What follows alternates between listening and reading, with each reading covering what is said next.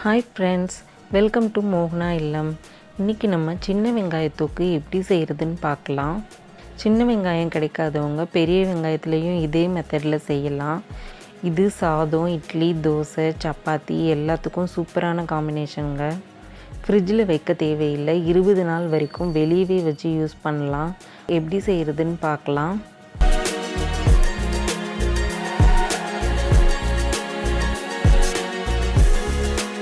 வெங்காயத்தொக்கு செய்கிறதுக்கு என்னென்ன பொருட்கள் தேவைன்னு பார்க்கலாம்.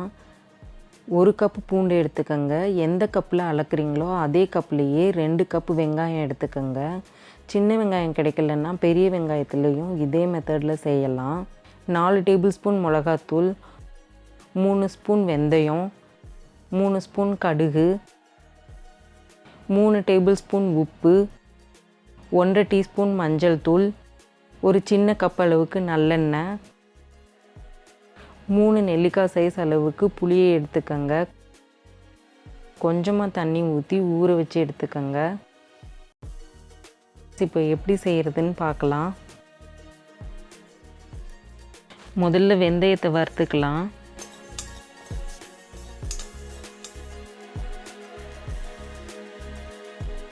வெந்தயம் கால்வாசி வறுபட்ட பிறகு கடுகு சேர்த்துக்கோங்க.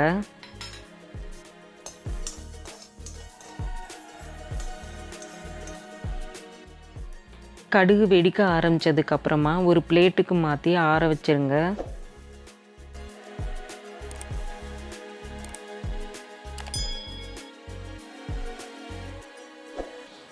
கடுகும் வெந்தயமும் ஆறிடுச்சு. இப்போ மிக்ஸி ஜாரில் சேர்த்து பவுடராக அரைச்சிக்கோங்க.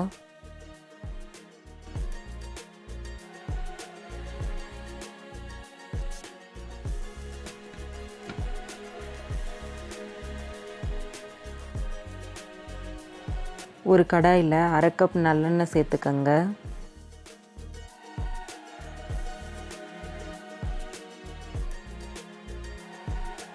நல்லெண்ணெய் கொஞ்சம் சூடானதுக்கப்புறமா சின்ன வெங்காயத்தை சேர்த்துக்கலாம்.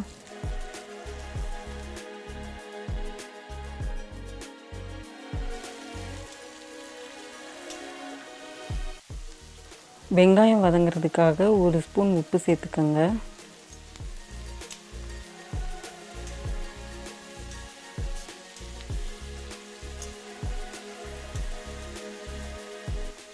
வெங்காயம் கால்வாசி வதங்கினதுக்கப்புறமா பூண்டு சேர்த்துக்கோங்க. பூண்டு ஒரு நேச்சுரல் ப்ரிசர்வேட்டிவ்ங்க.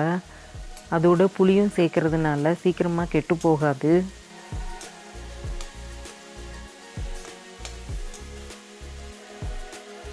பூண்டு போட்டதுக்கப்புறம் 1 நிமிஷம் வதக்கி விட்டுட்டு மூடி போட்டு மூடி வச்சுருங்க.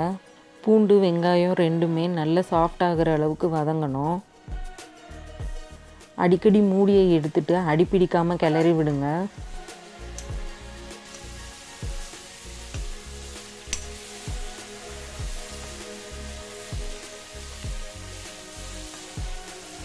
வெங்காயம் நல்லா வதங்கிடுச்சு. பூண்டும் வதங்கி நல்லா சாஃப்டாகிடுச்சான்னு செக் பண்ணி பாருங்கள்.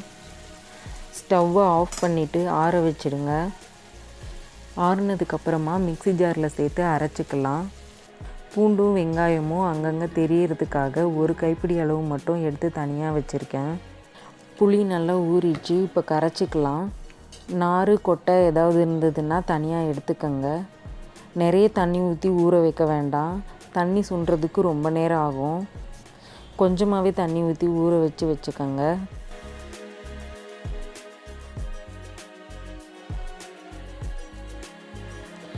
வெங்காயம் பூண்டும் நல்லா ஆறிடுச்சு.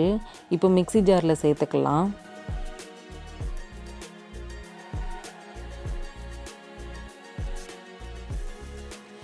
அதோட கரைச்சி வச்சுருக்க புளியையும் இதுலேயே சேர்த்து அரைச்சிக்கலாம்.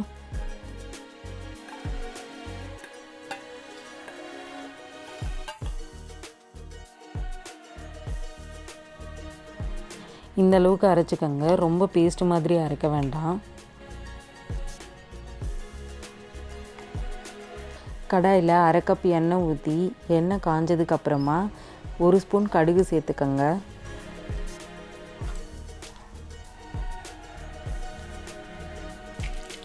கடுகு வெடிக்க ஆரம்பித்ததுக்கப்புறமா நம்ம எடுத்து வச்சுருக்க பூண்டு வெங்காயத்தை சேர்த்துக்கலாம். பூண்டு வெங்காயமும் அங்கங்கே தெரியறதுக்காக நான் முழுசாக சேர்த்துருக்கேன். நீங்கள் விருப்பப்பட்டால் எல்லாத்தையுமே கூட பேஸ்ட்டாக அரைச்சிக்கலாம். ஆல்ரெடி வதங்கிடுச்சுங்கிறதுனால ரொம்ப நேரம் வதக்க தேவையில்லை. இப்போ நம்ம அரைச்சி வச்சுருக்க பேஸ்ட்டை சேர்த்துக்கலாம்.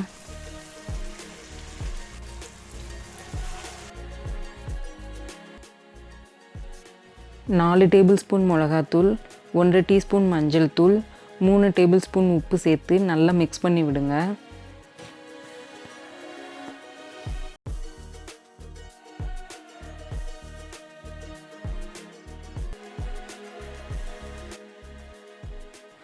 நான் கலருக்காக காஷ்மீர் மிளகாத்தூள் 1 ஸ்பூன் சேர்த்துருக்கேன். இது அவ்வளோவா காரம் இருக்காது.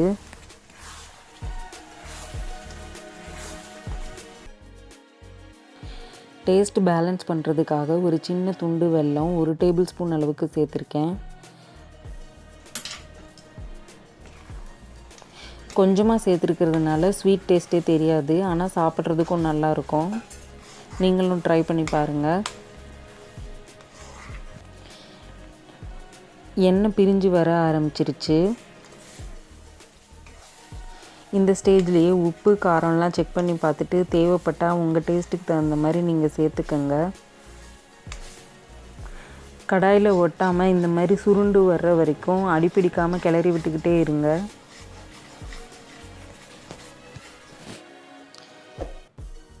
கடைசியாக நம்ம வறுத்து பொடி பண்ணி வச்சுருக்கிற கடுகு வெந்தயத்தூளை சேர்த்துக்கலாம்.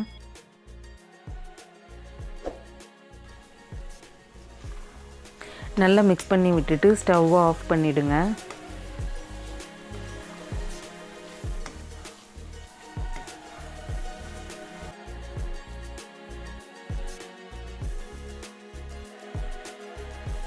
இப்போ நம்மளோட சுவையான வெங்காய தொக்கு ரெடி ஆயிடுச்சு.